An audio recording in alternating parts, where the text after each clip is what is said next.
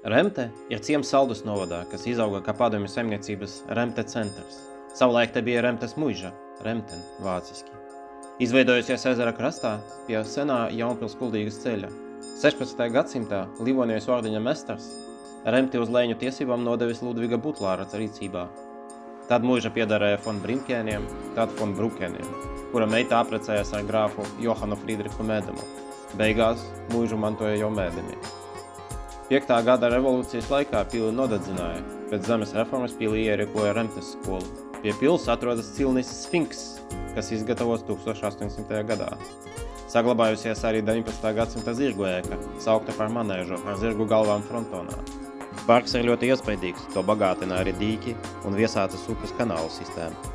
Parka malā aug mīlestības ozos, ļoti liels. Līdzās Remtes ezeram paceļās neogotikas formās celtais peldu tornis. Tur ir arī bijušais lāču namiņš, kurā mitinājušies 3 lācēni, kas staigāja nepiesieti un baidīja iedzīvotājus.